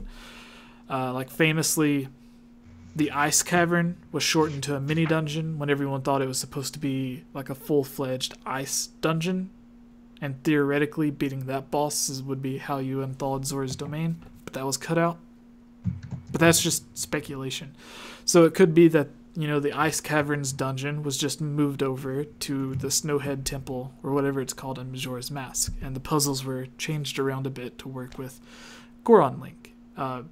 Because after the Fire Temple, you would have had the Megaton Hammer, which is basically the same as the Goron punch, because at the bottom of the article we just read, we seen that Goron Link would have had the Megaton Hammer instead of punching and ground pounding. So, and its use in game is like equivalent as well, like the Goron Pound. And so yeah, I feel like the Goron Pound was only actually used in like 2 puzzles in Majora's Mask. It was yes. Yeah. But how many puzzles in Ocarina of Time use the Megaton Hammer? Just like the rusty switches. Yeah, rusty switches. So in the last article where we seen Goron Link using the Megaton Hammer, and that was just switched to his normal punches and ground pound, and you use Goron Link in the ice dungeon, and you get the Megaton Hammer before you get to the ice dungeon or the ice cavern in Ocarina of Time. So it's likely dungeons like that were just moved over and changed a bit to make use for Goron Link. Anyways, I keep getting like really into detail. I'm sorry, guys. I love talking about Zelda. So, with the space tech demo, one of the things that I thought about is Wind Waker was created in the cartoony art style because I believe it was Miyamoto or Aonuma. One of the two was tired of the Nintendo 64 realistic style, is what they called it at the time. So they wanted to do something different, and one of the artists or developers, whoever, was doodling a cartoon version of Link. One of them saw it, loved it, and decided to make the whole game look like that Toon Link. So if Majora's Mask wasn't created, so they had the one game that looked like Ocarina of Time, and then they had another game in that same art style. They had the tech demo that was made before, coming from the interviews, the tech demo was made before Majora's Mask, and it uses the same shield and everything. But then when it came time to do the GameCube Zelda game, they were tired of that art style, and they made it the cartoon art style. So I think if Majora's Mask wouldn't have happened, they would have only had one game in that art style instead of having 2 games and a tech demo all in the same art style. So if Majora's Mask wouldn't have happened, I think Aonuma or Miyamoto, whoever it was, wouldn't have gotten tired of that art style. And since they made Majora's Mask after they made that tech demo, I think it's likely that if Majora's Mask didn't exist, we would have gotten a game in the art style of that tech demo. So that's just a theory for me. But what do you guys think about that before we move on? Would you guys like to see, if you've seen the Zelda tech demo from 2000? It's oh yeah. It was really cool. Yeah, I've seen it. It was why everyone got upset with Wind Waker, because they were expecting that and then they got cartoony and they complained and they shouldn't have, because Wind Waker's beautiful. It's really weird. I get a lot of comments on some of my videos talking about the development of the Wind Waker and people are like, why do you hate the Wind Waker graphics? Everyone loves it. Blah, blah, blah. And I'm like, I didn't say it. Yeah, I was like, I didn't say I hated it. I love it. Like, I have to reply to him and say, no, I love it. It's people back in like 2002, 2003 that hated it, not me. People. Yeah, they don't mad about it. Yeah, they don't understand that it's not me. Anyways, moving on. So Stealth, yeah, you're there. Hi, how are you? I'm good. Yeah. So what are your thoughts on all of the Wind Waker stuff? Like, as good as the Wind Waker was, would you have wanted to see that a Zelda game based off of that tech demo? And if Majora's Mask didn't exist and they didn't get tired of that same art style, do you think they would have created a game based off of that tech demo, or do you think we would have just ended up with Wind Waker anyways? That's a good question. I honestly don't like Wind Waker as a game at all. I really do not like it. I think I just don't like it just because the dungeons I find a little elementary, but that's neither here nor there. But I do think that if Majora's Mask didn't happen, they probably would have gone with something more like Twilight Princess first. Because Miyamoto just seemed to not want to do the same graphical style more than a few times in a row. And that's something that he actually kind of keeps doing. Because, if you look at like Skyward Sword and then to Breath of the Wild, and then before that, to Twilight Princess, they're all pretty different. Yeah. That's why one of my favorite things about the Zelda series, like, if you look at the Assassin's Creed franchise, it just looks the same, but better as it goes on. If you look at like Call of Duty, Battlefield, Need for Speed, whatever, it always just looks the same, but as technology gets better, the graphics get better. But with Zelda, like, I look at Ocarina of Time and Majora's Mask because the games, especially in the 3D versions, look exactly like the artwork for it. So in my head, I think of Ocarina of Time and Majora's Mask as like a manga style, where like Wind Waker's cartoony, Twilight Princess is realistic for the time. So every game has its own unique art style that sets it apart, whereas other franchises always just look the same but more detailed and better. So you start out with the manga art style, you go to a cartoony art style, then a realistic art style with Twilight Princess. You have the painting art style. I forgot the exact type of painting that it was based off of. Open air. No, that was Breath of the Wild. Oh, I thought that's what you meant. No. Never mind then. Skyward Sword had like a specific... painting.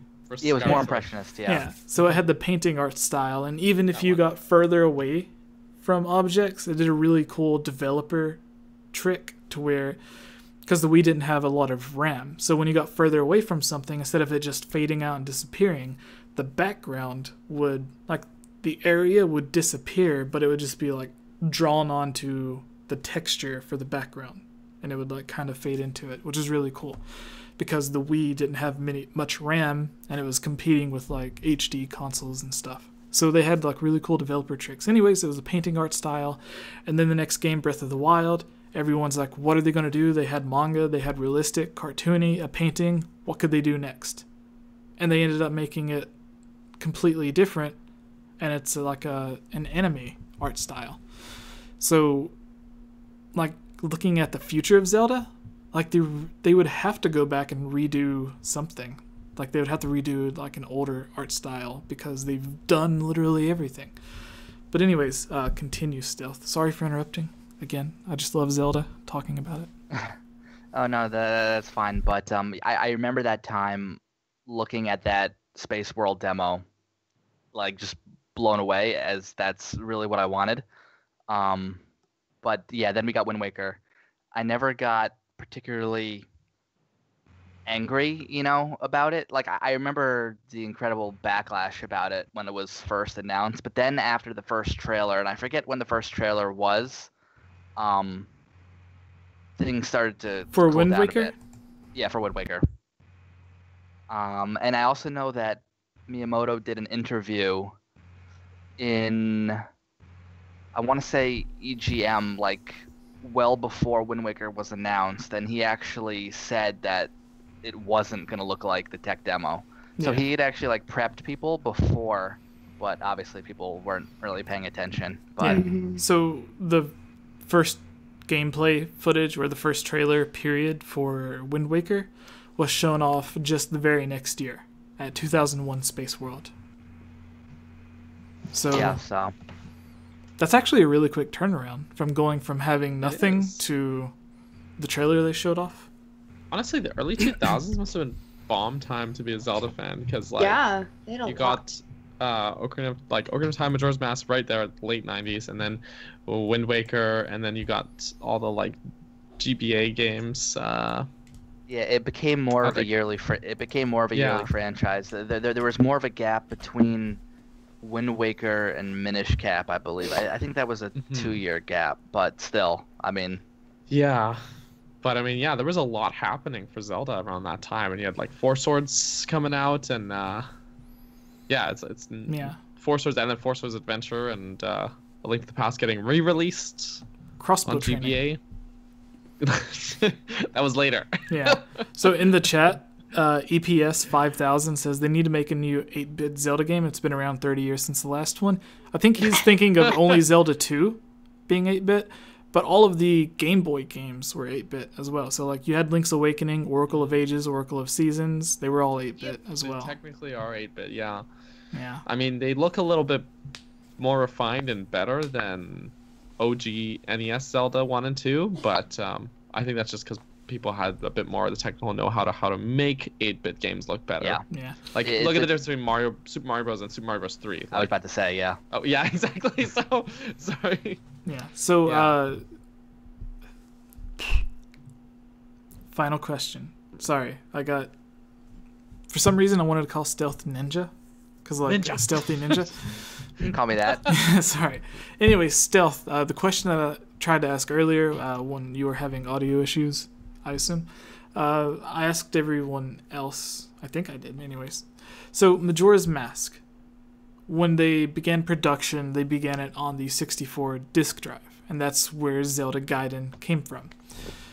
But before they started it on the disk drive, like they had the Ura expansion in Zelda 64 that like before it became Ocarina of Time, it was just known as Zelda 64. It was planned for the 64 disk drive, but then it didn't sell well, and they had to make it just a cartridge for the Nintendo 64 because the disk drive wasn't selling well. So they canceled a lot of games for the disk drive. They stopped working on them, and they only released Ocarina of Time as a cartridge with no disk drive expansion because they thought nobody would buy the disk drive.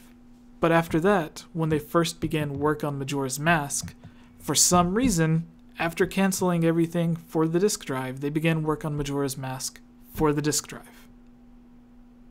Do you have any Yeah. idea on why they would do that? Like it was Yeah. failing so much that like Ura Zelda and Ocarina of Time couldn't, like they made it a cartridge game because they knew it wasn't selling well on the disk drive. But then when they start the next Zelda game, they begin it on the disk drive. So, thoughts?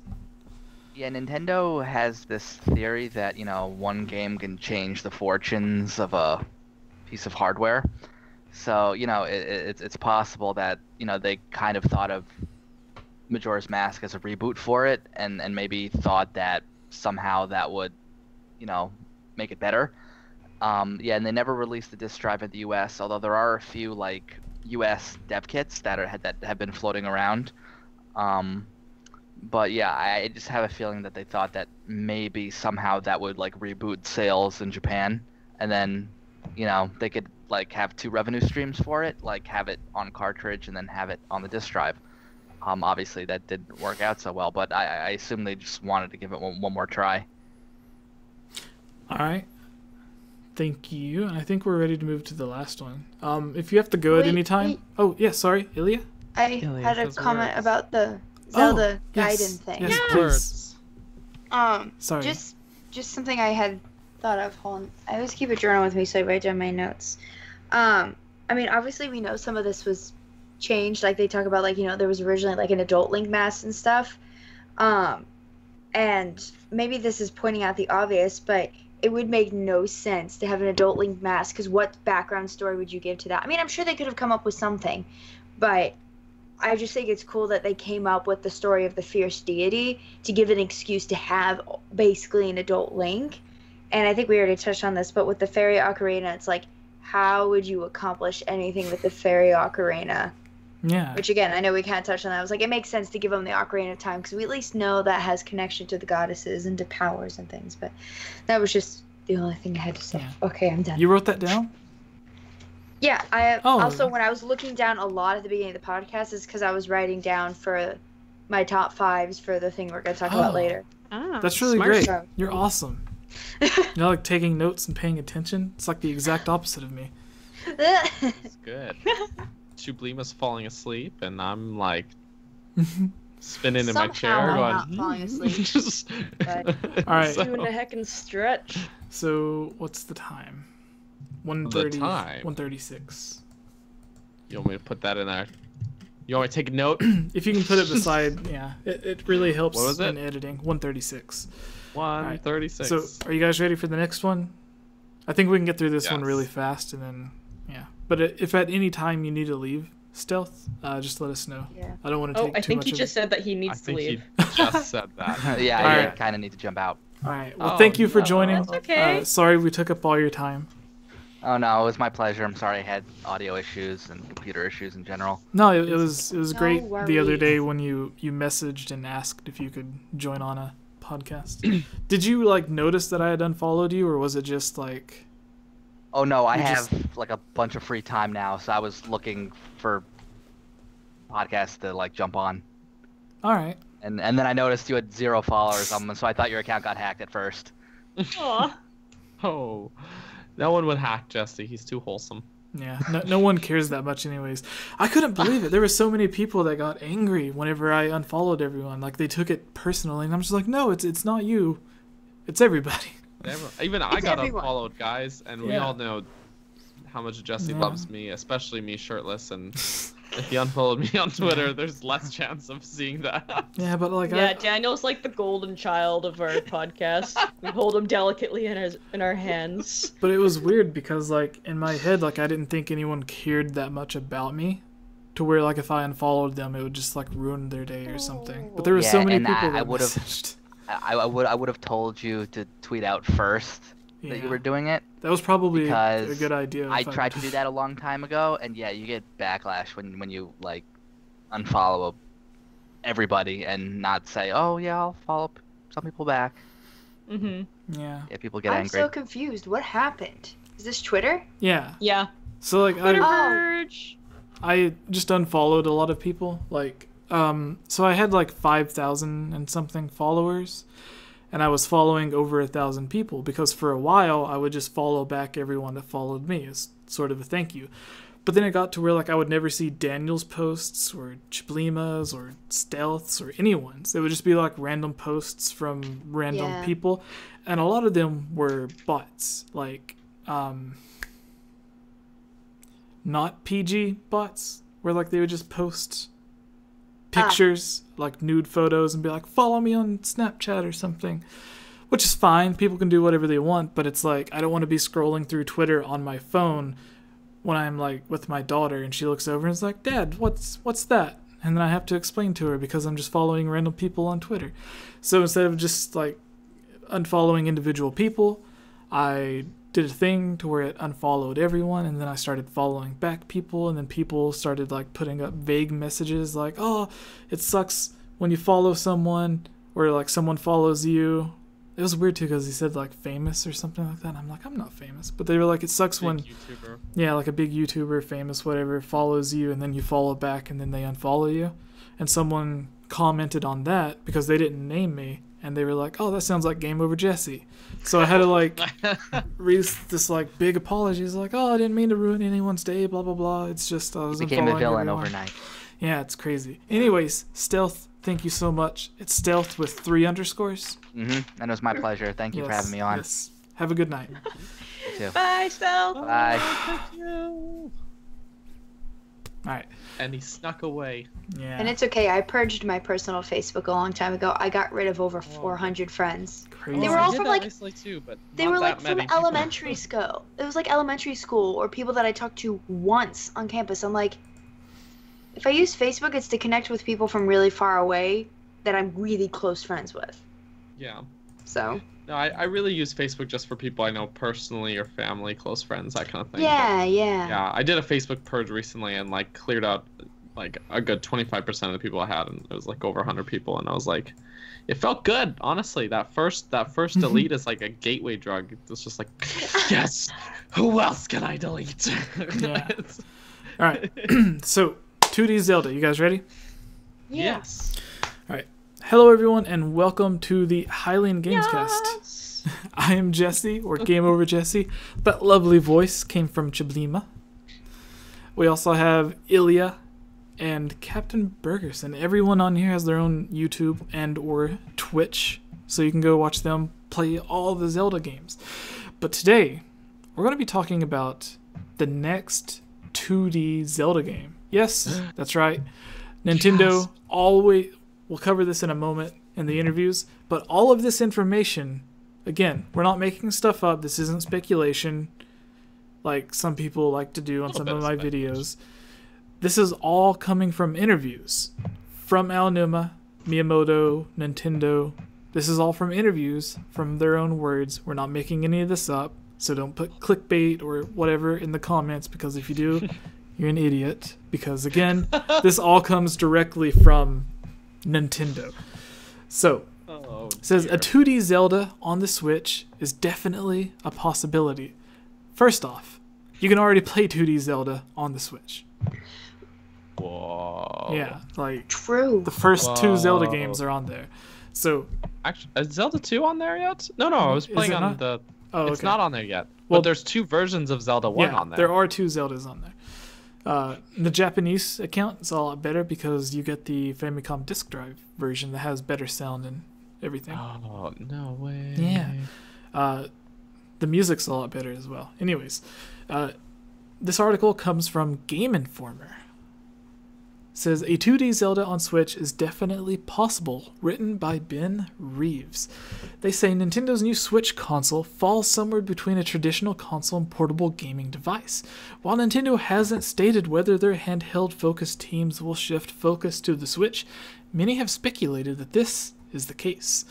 During an interview with the Legend of Zelda series producer Eiji Aonuma for our recent Breath of the Wild cover story, we had a chance to talk about this possible developmental shift at Nintendo. Since The Legend of Zelda Breath of the Wild is a massive project, we asked Aonuma if Nintendo considered fusing the Breath of the Wild team with the team that worked on the 3DS titles like A Link Between Worlds and Triforce Heroes. We wondered if the studio thought this would help speed up development of upcoming console games. Aonuma says, the dead pace is not really I can't talk. Daniel, would you like to do this? Or Chiblima, you haven't gone yet. Okay. Would you like to read? Yeah, Chiblima can do it. Okay, I'll sit Oh, back can I on. do it? Yeah. Your nose ring gives you special reading powers. Does it? Sorry about that face. I was just...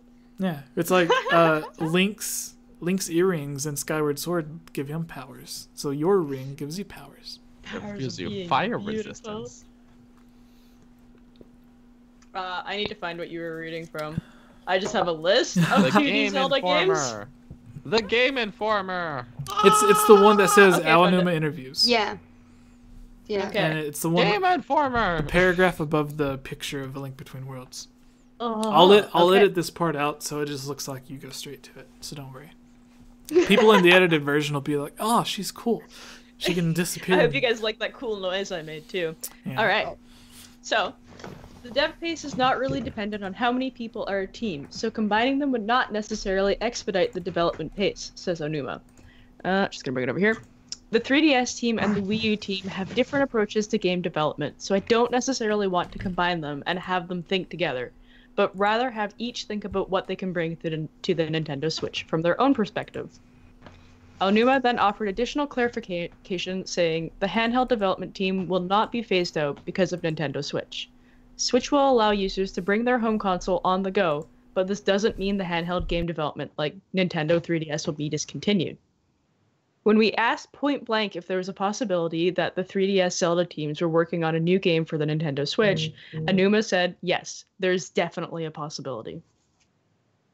This is good news for classic fans of the series or anyone who worry Breath of the Wild has strayed too far from the original Zelda formula.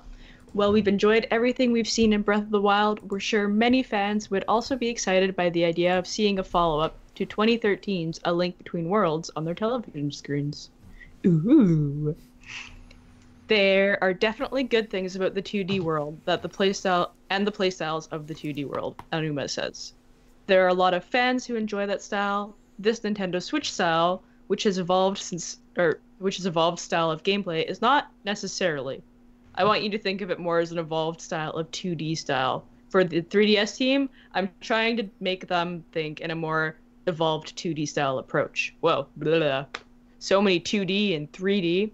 And just at the very end here, hopefully we'll learn more about this evolved 2D style very soon. Since the 3DS team's last game, The Legend of Zelda Triforce Heroes, released back in October of 2015, we wouldn't be surprised if Nintendo announced a new 2D Zelda game not long after the release of Breath of the Wild. How old is this? Because it says in Breath of the Wild, 2017. Yeah, this is so an older article, but it's not long after. Yeah. So the next thing is I want to go through the time between the release of these 2D Zelda games, because usually it takes 2 to 3 years to make a 2D Zelda game, and it's been 3 years since the last Zelda game. So really, if you go by Nintendo's pattern, the next 2D Zelda game should be ready to announce like yesterday. So let's go back 4 or 5 games to Phantom Hourglass. Because between Minish Cap and Phantom Hourglass, there was a long time because there weren't really too many 2D Zelda games worked on back then. So, starting with Phantom Hourglass, that's when Nintendo really put a focus on their handheld Zelda team. So, they released Phantom Hourglass in 2007, same year as Link's crossbow training. And then Spirit Tracks came 2 years later, in 2009. And then we had A Link Between Worlds in 2013, 4 years later. And then we had Triforce Heroes release in 2015, 2 years later. So, the pattern they've set is when they release a new game, it takes 2 years for them to come out with a successor on the same console. But whenever they skip to a new console and have a different engine running with better graphics, it takes 3 to 4 years. And then after that game releases, to create a new game using that engine takes 2 years. So anytime they release a game on a new console, they'll release a handheld sequel 2 years later. But when they switch consoles, it takes 3 to 4 years. So, with Spirit Tracks releasing in 2015, their handheld team has been working on whatever the next Zelda game is for the Nintendo Switch. And it's been 3 years since that game released. So following their pattern, they should have announced a new game this year. But likely it's taking a little bit longer in development because Nintendo, or Aonuma, said that he wants to evolve what a 2D Zelda game is. I don't necessarily know what that means, but I would say they've already evolved what a 2D Zelda game is. Because if you look at Phantom Hourglass, Spirit Tracks, especially with the Link Between Worlds, A Link Between Worlds shows it off perfectly, because all of those games aren't really 2D. They are 3D games with a fixed camera that makes them look 2D. So if you play A Link Between Worlds and you zoom into the wall, the camera lowers and it looks like a camera angle that you would see in Ocarina of Time, where it's like directly behind the back. So all of the characters are 3D polygon models. They aren't 2D sprites. So with them being 3D models, they've already evolved what a 2D game is. So how would they evolve that any further? The only thing I could think of is Octopath Traveler. That is like a new 2D style that we've seen where they... Is it Square Enix that made it? I'm not sure. Anyways. Yeah, isn't it? Yeah, I don't know. Anyways, Octopath Traveler is an evolved version of 2D game. It's like they called it 2D HD. Yeah. But another interesting thing is with Mario Odyssey and A Link Between Worlds, they do a really cool thing to where you play as the 3D polygon character, but then there's moments where you can be fused in the wall and you look like a 2D painting on a wall. So right there you're switching between 2D and 3D. And there's another interesting thing, like if you're in a shrine in Breath of the Wild and you move the camera to where it's angled up, pointing down at you, it makes Breath of the Wild look like a really, really detailed 2D Zelda game. Because you can make the camera zoom down or like look down like it does in A Link to the Past and all these other 2D games. And you can play through some of the shrines and it's as if you're playing Breath of the Wild in like a 2D top-down thing. I did that a few things on some streams, so if you guys can find it, you can go and watch that. It just makes it really cool. I was trying to figure out like if they used the Breath of the Wild engine to make a 2D game, what would it look like? And that's kind of what it would look like. Anyways, what do you guys think? So, going by the pattern of past releases, Nintendo should have announced a Zelda game this year. A 2D Zelda game. But maybe they're saving it for next year, like at E3. We have the Game Awards coming up. They've announced stuff at the Game Awards before. Last year, the big announcement was DLC, but they've like actually announced brand new titles at the Game Awards before. And then there's a big gaming convention, like a press conference type thing like they have at E3 but smaller, the day after the Game Awards. So there's a lot of stuff going to be announced there, but I imagine that would be stuff like where you would announce like Yoshi, not Zelda. But this is a 2D Zelda game, and I believe they announced Triforce Heroes on a treehouse. Like it wasn't a Nintendo Direct thing, it was like a treehouse, like when they announced right. Metroid. Samus Returns. Yeah, it was so low key. Yeah, it was like they had their Nintendo Direct at E3, and then they were like, "Oh, here's the Metroid game that everybody wants." And it's like, "What? No, why didn't you put that on the Direct?" Yeah. You could have. Everyone was mad. You could have shown that, and then had it ended Classic with Nintendo. Metroid Prime. Mm-hmm. So yeah, Ilya, what are your thoughts? You're looking lovely with your glasses and your Harry Potter blanket Angel over wings, your window. according to the chat. Yeah, it looks like angel wings.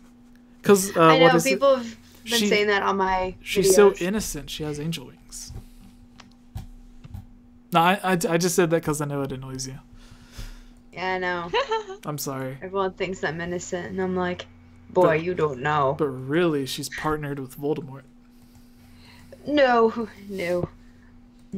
But anyway, 2D Zelda games. Well, I certainly hope that we hear something soon about something coming to the Switch. Mainly just because I want more Zelda. You know, who doesn't want more Zelda, right? Yeah. You can always use more Zelda.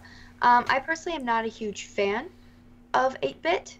That said, I love Link's Awakening, and that's not to say I would never play the other games. I've just noticed that a lot of the games I haven't played end up being 2D. But if it's Link Between Worlds style, yes. Jesse has a thing to say immediately. Yes, I know. So you said you hate the 8-bit Zelda games, or Not a fan the of style. Do you just mean 8-bit, period, or are you talking about all the 2D sprite-based games? Like, I just don't like Zelda looking 1 and at 2? it, the graphs, like the graphic of it.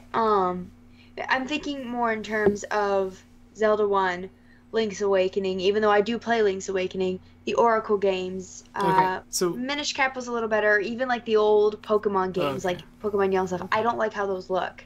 Yeah. That's not to say I won't play them. That's because they have it's just the look of it bothers me, because I grew up on 3D games. yeah, I did have Link's Awakening when I was young, and I played it at the exact same time I started playing Ocarina of Time.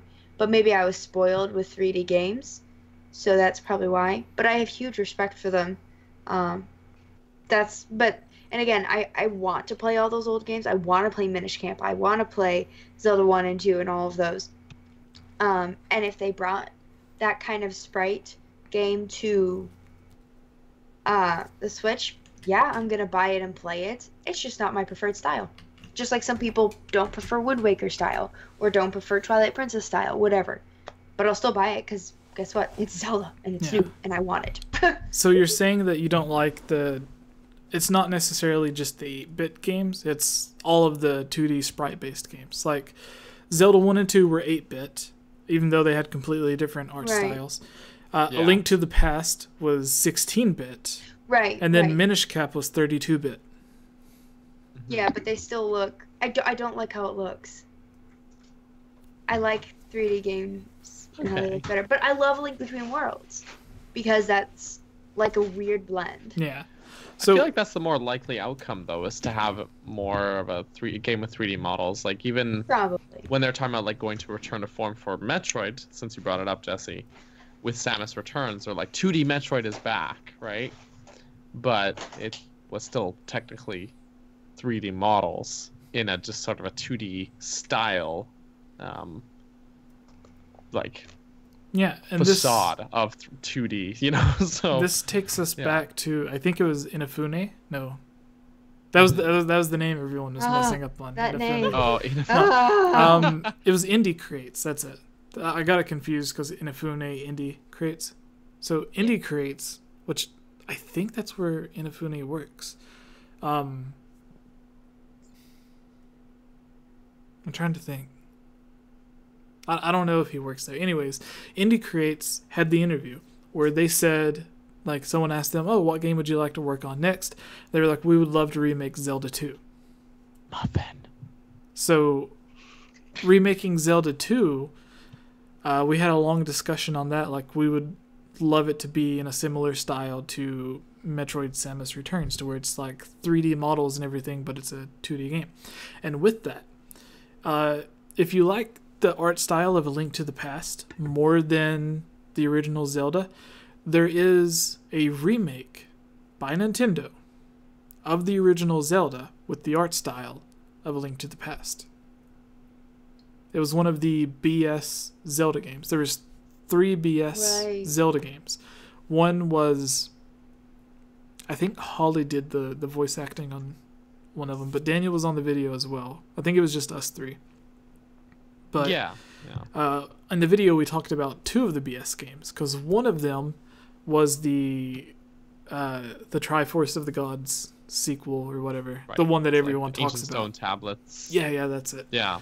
And then the other 2, one was just the original Zelda remade in 16-bit, exactly the same, and the other was like a weird mod of the original Zelda. So like they had changed it and stuff, similar to what they did to Zelda 1 with the Life of Luxury mod that they did for the original Zelda. Yeah, so Daniel has the cartridge. Put it up to the camera. This is not a real Nintendo thing. This is a reproduction cartridge of BS: The Legend of Zelda. So it's a remake of Zelda 1, but with Super Nintendo graphics. But that was a real thing Nintendo did. But somehow someone got a ROM of it online and made an actual cartridge of it, because there's no real means for someone to actually play it today, because we don't have a broadcast satellite. system or a Satellaview. So yeah, so that's another thing that a lot of people talk about is like they in the same way that people get stuff about Ura wrong, they think that the BS game was just like a normal game. Like you can download the ROM and you're playing the exact same thing. But really what the BS games was they would have a live, like you'd be able to play it for like 2 hours or whatever during the evening on certain days. Each day had a different quest for you to do in the game. And there would be a live announcer reading off things like, oh, go to this place now because there's a power up there, or you can go to this place and get a boomerang. And he was doing that live with the microphone to you. So if you get the reproduction card like Daniel has, whenever the announcer comes on, obviously it's not live. It's just like a modded recreation of what they thought. Yeah, BS as close could as be. they could get it, basically. Yeah, but anyways, final thoughts. So with the 2D game, there were rumors of Link's Awakening being remade. We talked about that. That was an industry insider that told us a bunch of times, and then never happened, obviously. It's so funny. Like, people are like, oh, this is going to happen on this day. Yeah, the Legend of Zelda Bridge. So, like, with 2D games, there was the rumors of the... so J.D. Hausher, and it says Ancient Stone Tablets is freaking awesome. Yeah, so the experience you get when you play the ROM that you download is very different from what you would have played in real life. So keep that in mind. It's not the exact same. Illy has white on her thing. I don't know.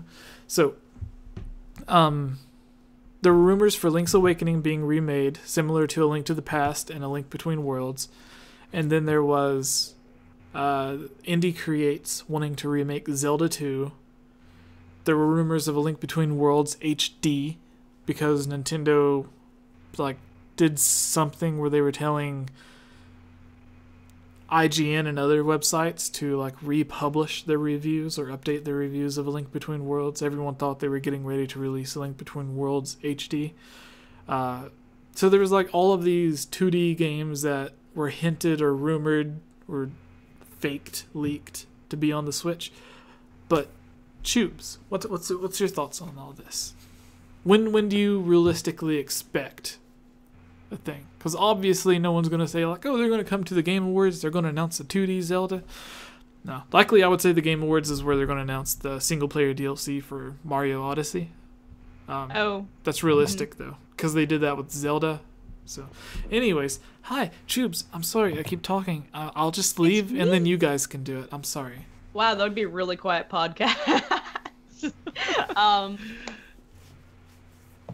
I want to say probably within, the next year, right? Because Triforce Heroes was in 2015, and then we just got Breath of the Wild, so I feel like it might be a while until we get another 3D Zelda game. So I'm thinking that within the next year, they'll probably mention something for the DS, something more 2D, because I have actually noticed personally that there is a little bit of trying to work the 3DS or 2DS XL kind of back into Nintendo and what they're doing.